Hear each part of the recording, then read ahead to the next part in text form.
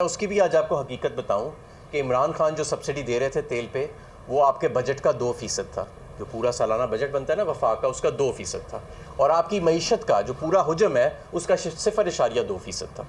लेकिन उसके ऊपर बयानियाँ बनाने की कोशिश की गई अपनी नालायकी को छुपाने के लिए। अभी मैं आपको बताता हूँ उन्होंने किया क्या। फिर तीसरा अफसाना ये बताया गया कि कतर से कोई बड़े पैसे आ रहे हैं, कोई बड़े डॉलर आ रहे हैं।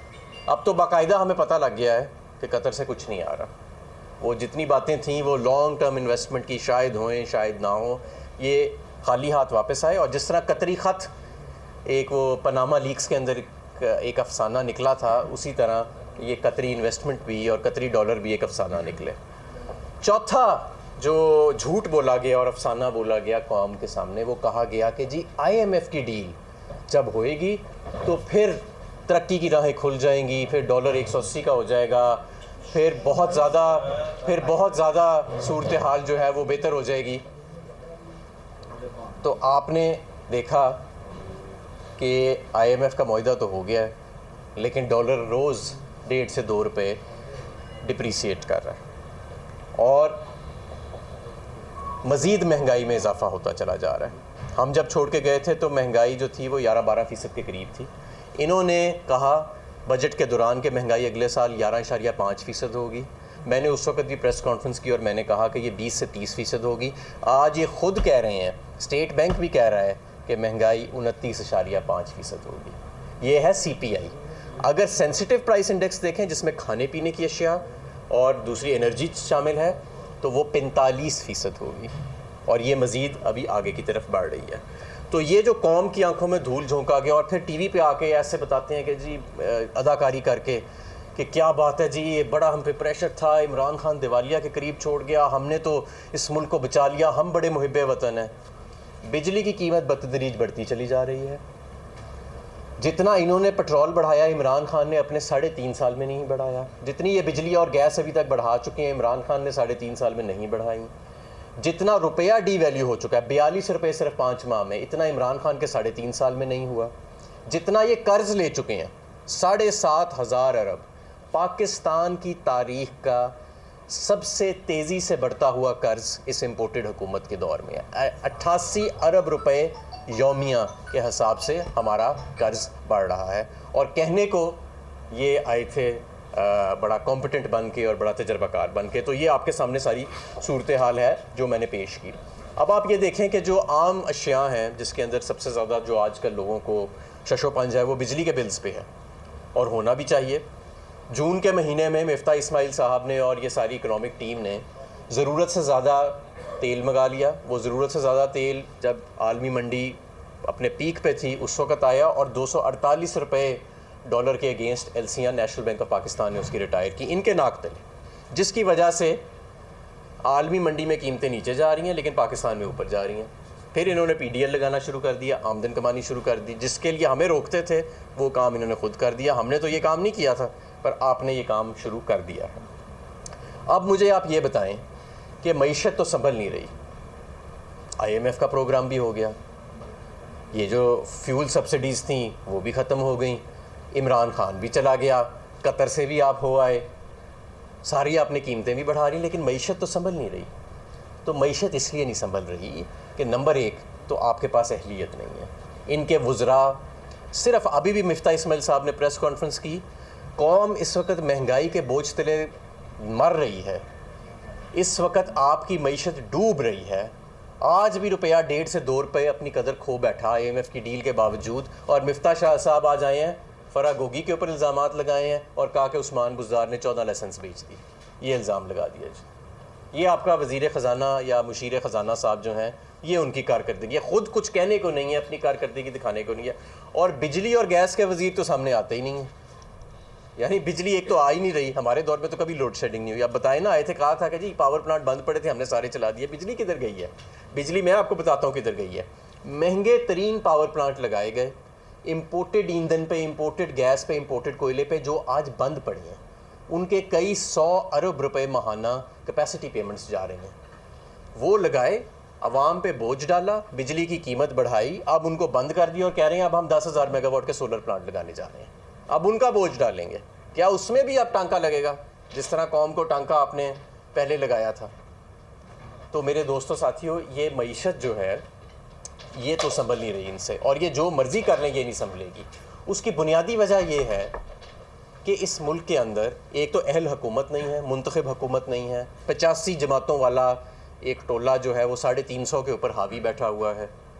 दूसरी वजह ये है कि इनका जो सारा का सारा दारोमदार है वो सियासत की तरफ है। सियासी अदम इस्तेकाम है मुल्क में, सबको पता है कि किस शहरी को उठाना है, किस पे तशद्दुद करना है, कौन सा चैनल बंद करना है, यूट्यूब कब बंद करनी है। इनके सारे वज़रा तो इन कामों पे लगे हुए हैं। अवाम को रिलीफ पहुंचाना इनके बस का तो काम नहीं है ये तो। और इंतखाबात इन्होंने कराने नहीं, उससे ये भाग रहे हैं क्योंकि इन्हें पता है कि इंतखाबात कराए तो इमरान आ जाएगा। तो मैं आपको ये बताना चाहता हूँ कि मईशत और सियासत मुल्क की ज़्यादा देर ऐसे नहीं चल सकती। ये सूरत हाल सस्टेनेबल नहीं है। ये जितनी मर्ज़ी टीवी पे आके अदाकारी कर लें, लोगों के पास जब बिल आते हैं, लोग जब बाज़ारों में जाते हैं। और मैं आपको एक और बात बताऊँ, कारोबार बंद हो रहे हैं। आपने देखा अमरेली स्टील बंद हो गई, टोयोटा इंडस मोटर है, आपके बड़े बड़े जो प्लांट्स हैं वो बंद हो रहे हैं। और ये हर तरफ यही हाल फैला हुआ है कि जो सनत इमरान खान के दौर में माल पूरा नहीं कर पा रही थी और उसको हम सस्ती बिजली के पैकेजेस दे रहे थे, जिसकी वो आज फ्यूल कॉस्ट एडजस्टमेंट इनके इंपोर्टेड ईंधन वाले प्लांट्स की वजह से, इनके महंगे ख़रीदे हुए ईंधन की वजह से उसके नीचे दब रही है। डिमांड नहीं है इकोनॉमी के अंदर, कैश की सर्कुलेशन ख़त्म हो चुकी है, उसके नीचे दब रही है। और वो ये जो डॉलर का रेट है, अब इस वक्त स्टेट बैंक ऑफ पाकिस्तान ने दोबारा अनऑफिशियली जो प्राइवेट बैंक्स हैं उनकी एलसीज रिटायर करने से इनकार कर दिया। यानी प्राइवेट बैंकों को रोका जा रहा है, रुकावटें डाली जा रही हैं कि आप इंटरबैंक मार्केट से डॉलर्स ना खरीदें। तो ये जब मुल्क को आप इस नहज पे ले आए, और ये वो मुल्क था जो 6% पे ग्रो कर रहा था, जहाँ पे 16 रुपये का बिजली का यूनिट था, जहाँ पे कोई लोड शेडिंग नहीं थी, जहाँ पे दूर दूर तक कोई दिवालिये का निशान नहीं था, सिर्फ एक शख्स को निकालने के लिए, क्योंकि वो खुददारी की बात करता था, सिर्फ एक बैरूनी आका की ख्वाहिश को पूरा करने के लिए पूरी मईशत को और पूरी आवाम को आज कीमत अदा करनी पड़ रही है उस गलती की और उस मिस असेसमेंट की। तो मैं समझता हूँ कि हालात जिस तरफ आगे जा रहे हैं, ये अब एक कौमी फरीज़ा बनता जा रहा है कि इस हुकूमत को घर भेजा जाए। ये बात अब सिर्फ सियासत की नहीं है, बात मईशत की भी है। और मैं जिस कारोबारी महफिल में जाता हूँ, मुझसे सिर्फ एक सवाल होता है कि ये लोग घर वापस कब जाएंगे। किसी कारोबारी आदमी से आप पूछें तो वो आपको बताएगा कि किस बुरी तरह से मईशत को हैंडल किया गया, किस बुरी तरह से। 2 महीने तो इनसे यही फैसला नहीं हुआ कि इन्होंने IMF के पास जाना है कि नहीं जाना। फिर 2 महीने बाद इन्होंने कौम को ये बयानियाँ देना शुरू किया कि IMF के पास ना आ गए तो दिवालिया हो जाएगा। आज चले भी गए हैं, हर चीज़ महंगी कर भी दी है, फिर भी मईशत नहीं संभल रही। फिर भी आज आपके पास फाइनेंसिंग पूरी करने के लिए पैसे जो हैं उनका बंदोबस्त नहीं हो रहा।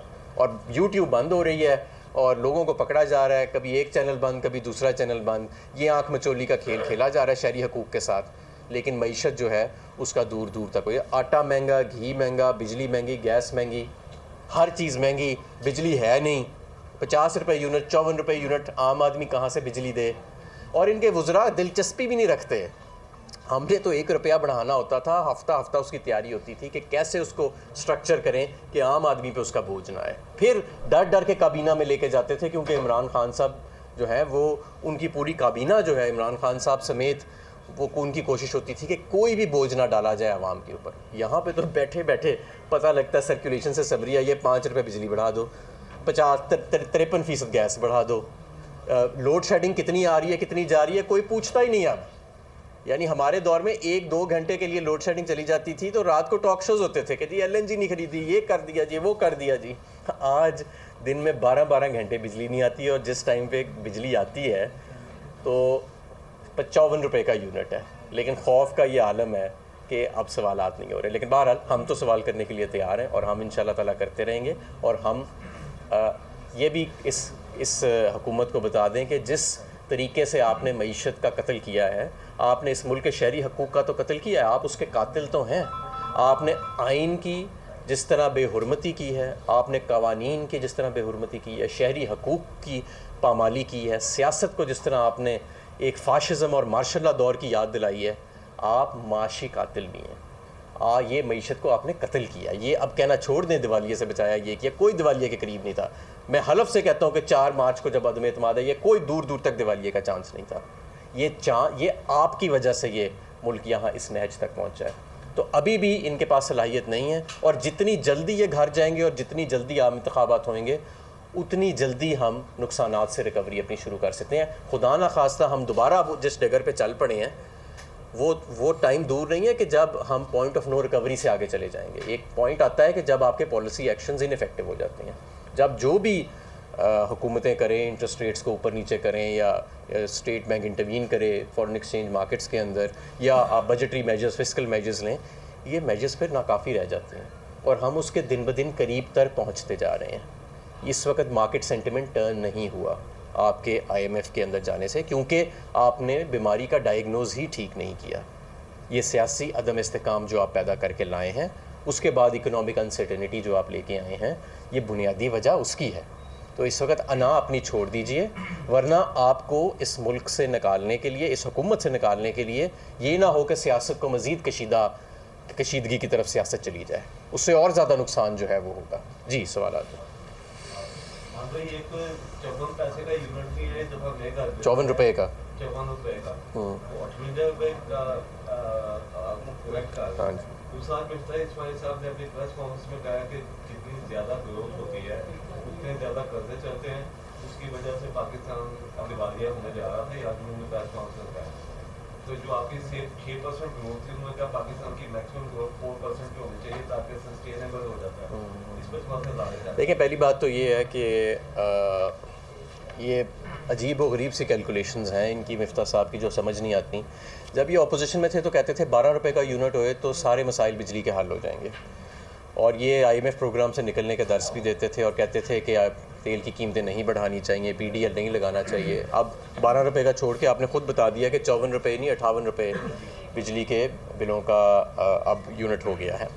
तो मैं तो नहीं समझता कि मिफ्ता साहब की किसी बात को कोई अब संजीदा लेता है, और जो मिफ्ता साहब की बात को संजीदा लेता है उसको ख़ुद कोई संजीदा फिर नहीं लेता होगा। मैं समझता हूँ कि ये तो सिर्फ़ एक सर्कस हमारे आगे लगाया गया है, एक फसाड है, और इनके हाथ में अब ये मईशत का कंट्रोल जो है वो इनके हाथ से बिल्कुल निकल चुका है। देखें, फ़ाइनेंस मिनिस्टर या मुशीर जो होता है उसकी इफ़ेक्टिवनेस ख़त्म हो जाती है जिस वक्त उसकी क्रेडिबिलिटी मार्केट में कोई नहीं रहती। और ये मिफ्ता अकेले की बात नहीं है, मुझे पता है कि उनके ख़िलाफ़ कैंपेन चली हुई है उन्हीं की पार्टी में कि इनको हटा के सागडार को ले लाया जाए, और उसके पीछे शायद और अज़ाइम भी बड़े हैं, पावर पॉलिटिक्स है और शायद दूसरे खेल खेले जा रहे हैं। लेकिन वो इनसे भी बड़े डिज़ास्टर हैं। उन मौसूफ़ जो हैं वो सिंगल हैंडेडली उन्होंने, वो आर्किटेक्ट थे 2018 के क्राइसिस का, जिसको बड़े मुश्किल से जहाँ से हमने इकोनॉमी को स्टेबलाइज़ किया और वापस 6% ग्रोथ पे लेके आए, और वापस हम रिज़र्व्स को ऑल टाइम हाई पे लेके गए। तो ये जो बातें कर रहे हैं कि 4% से ज़्यादा ग्रोथ नहीं हुई, अब भाई आप तो 0.6% पे ले गए हो आप ग्रोथ, अब क्यों 7,500 अरब रुपया कर्जा आपका बढ़ गया? अब क्यों बढ़ गया आपका 7,500 रुपया अरब कर्जा? अच्छा, हमारे साहब ये बताइएगा कि तहरीक इंसाफ किस चीज़ की मुंतज़िर है? अगर आपके बकौल 5 माह में इकॉनमी वर्स्ट तरीन हालात पे चली गई है, ग्रोथ 6 से 0.06 पे चली गई है, रुपया नीचे चला गया है, डॉलर ऊपर चला गया है, बिजली का यूनिट 50+ पे चला गया है, कितना मज़ीद इंतज़ार करेंगे कि आवाम की जब चीखें निकले तो फिर ही तहरीक इंसाफ अगर अमली तौर पर कुछ करना चाहती है, या किसी इशारे का या किसी और चीज़? देखें, ये इस कौम की खुशकिस्मती है कि इसका लीडर एक पुरअमन